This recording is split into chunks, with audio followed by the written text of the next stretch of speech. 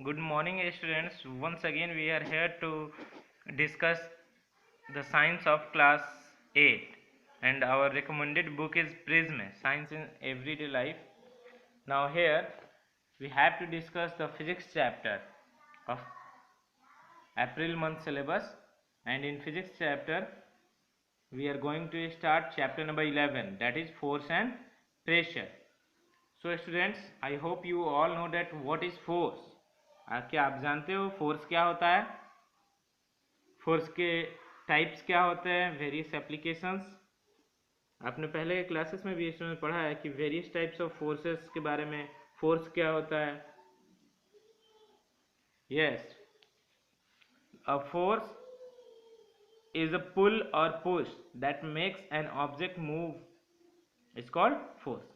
एक पुश या पुल ही फोर्स कहलाता है. किसी भी ऑब्जेक्ट का अगर हम लोग पुश करें और पुल करें तो वो फोर्स कहलाता है. The direction in which the object is pushed और pulled is called the direction of the force. और जिस डायरेक्शन में किसी भी ऑब्जेक्ट को हम पुश करेंगे या पुल करेंगे वो डायरेक्शन ऑफ फोर्स कहलाता है. फोर्स का रिजल्ट क्या है student? Force a result of interaction. At least two objects must interact for a force to come into play. दो ऑब्जेक्ट्स को जरूर इंटरेक्ट करना होगा तभी फोर्स प्ले होगा. A pair of boys pushing each other.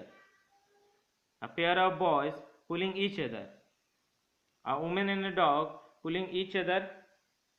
These are examples how showing that a force needs at least two objects to must interact for a force to come into play. Net effect of two forces. Perform the following activity to understand the net effect of two forces. दो forces का net effect को जानना है student. For example इसमें ये activity में हम ये डेमोन्स्ट्रेट करें कि for example force in the same direction दिखाना है. इट मीन्स कोई बॉक्स है, वुडन बॉक्स और मेटेलिक बॉक्स, या दो लोग एक ही तरफ से फोर्स लगा रहे हैं तो वो ऑब्जेक्ट को क्या कर रहे हैं? पुश कर रहे हैं. तो मे बी वो ऑब्जेक्ट पुश हो जाएगा. And in the second figure that is be force in the opposite direction. अब ये दोनों में अपोजिट डायरेक्शन में फोर्स पुश करे बॉक्स को. ये इधर से पुश करे, ये इधर से पुश करे. इसमें क्या होगा? The net force is 0. These activities suggest that when a force are applied to an object in the same direction and add up, the net force on the object is single force whose strength is the sum of the two forces. The net force acts in the same direction as the two forces. When forces are applied on an object in opposite direction, जब force हम इस opposite direction में apply करेंगे, they oppose each other, वो एक दूसरे को oppose करेंगे. The net force on of the object is the difference between the two forces. The net force will act is the direction of the larger force. If two opposite forces are equal, the net force will be 0. ये वही example है student जैसे tug of war. आपने बचपन में ये game भी खेला होगा. The rope will move in the direction of the team. वह रोप उसी टीम के डायरेक्शन मूव करेगा जिस टीम का ज़्यादा फोर्स अप्लाई होगा. If the two teams supply the same force, अगर दोनों टीम मिलकर के एक जैसा फोर्स अप्लाई करेंगे then the rope will not move at all. Now effects of force. And thus we learn that a force could be larger or smaller than the other. तब इससे हम लोग को ये मालूम चलता है कि एक फोर्स दूसरे फोर्स से ज़्यादा या कम भी है. The strength of a force is usually expressed by its magnitude. If the direction और the magnitude of the applied force changes, its effects also changes. Now effects of force. Force can make a stationary object move. In short अगर कहें तो force क्या कर सकता है? किसी भी रुके हुए वस्तु को, ऑब्जेक्ट को मूव करवा सकता है. फॉर एग्जाम्पल आप फुटबॉल रुका हुआ उसको किक कर दो तो वो मूव कर जाएगा. Similarly you can move a book from a table to another by applying force.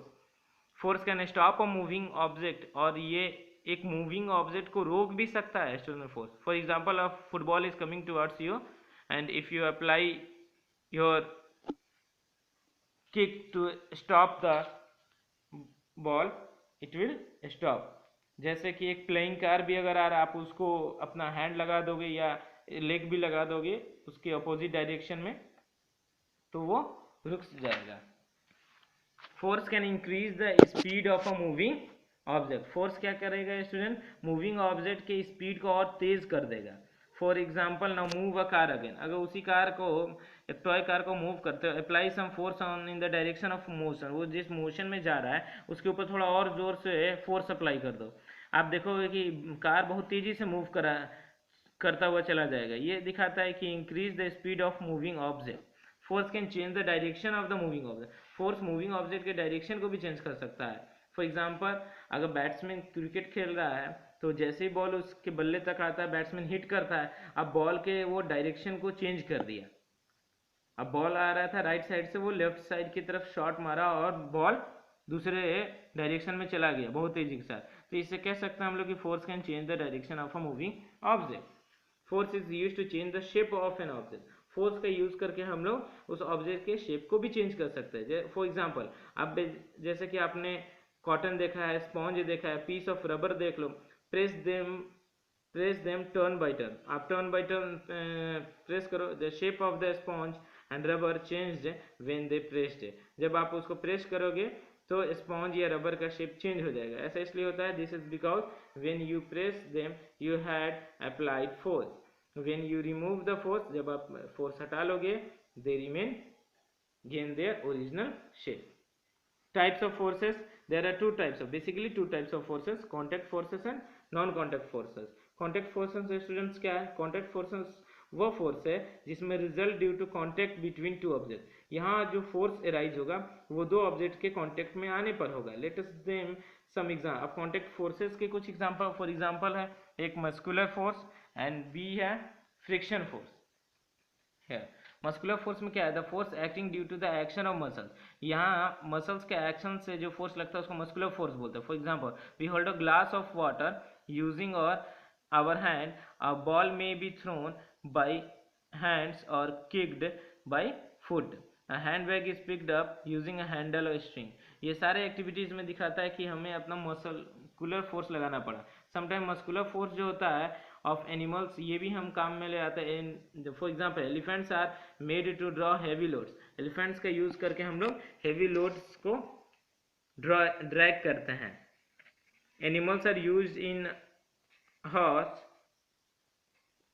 carts and bullock carts, mules and donkeys are made to carry a smaller load। Now friction, have you ever pushed a box lying on the floor, क्या आप जमीन के ऊपर पड़ा हुआ किसी box को धकेले हो? ये if yes then you must have experienced that it is difficult to push a heavy box, तब आप देखोगे कि भारी भरकम बॉक्स को धकेलना काफ़ी मुश्किल रहता है। क्यों? जब आप बॉक्स को धकेलते हो तो फ्लोर भी एक फोर्स एक्सर्ट करता है जो उसको अपोजिट डायरेक्शन में लगता है, वो अपोज करता है उस बॉक्स के मूवमेंट को।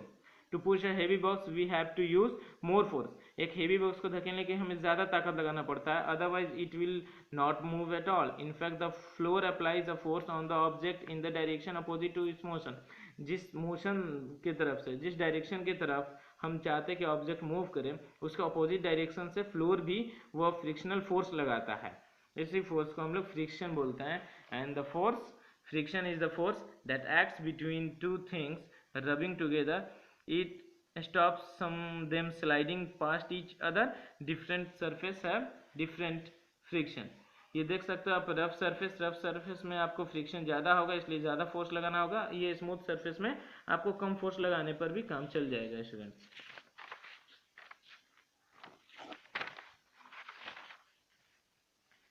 नॉन कॉन्टैक्ट फोर्सेस क्या है स्टूडेंट्स? यहाँ जो फोर्स लगेगा किसी भी ऑब्जेक्ट्स के वो बिना टचिंग, बिना एक दूसरे का टच किए हुए भी फोर्स लग जाएगा। For example non contact forces का पहला gravitational force, the force through which the earth attract the other object, force जो दूसरे ऑब्जेक्ट्स को अपनी तरफ खींचे यानी बिना टच किए भी, उसको बोलते हैं ग्रेविटी या gravitational force. Children often play with balls, आप देखेंगे कि बॉल को ऊपर फेंकते हो फिर भी वो बॉल नीचे आता है, ये रीज़न इसीलिए क्योंकि अर्थ के पास एक ग्रेविटी वाला फोर्स है जिसको ग्रेविटेशनल फोर्स बोलते हैं। दैट्स वाई सारे ऊपर गए हुए ऑब्जेक्ट या जितने भी बॉल को किक करोगे आप वो सब नीचे आएंगे। The basic necessity of the origin of the life, for example air है, water, heat and light energy जो है, तो अर्थ का जो भी लाइफ है इसके ऊपर रिसीव हो रहा है वो बेसिक नेसेसिटी अर्थ के ग्रेविटी के कारण ही ये सब यहाँ मौजूद है। Thus we can say that gravitation of the earth is the mother of life on earth। Gravitational force of gravity is not a property of earth alone, in fact every object in the universe whether small or large, जो भी object है इस universe के ऊपर वो चाहे छोटे या बड़े हों, exerts a force on every other object. There is a gravitational force between you and the table of your teacher, but this force is too small to cause a motion in you or the table. This is because the earth pulls the bigger stone. यही कारण है कि अर्थ पुल करता है बड़े stones को with greater force.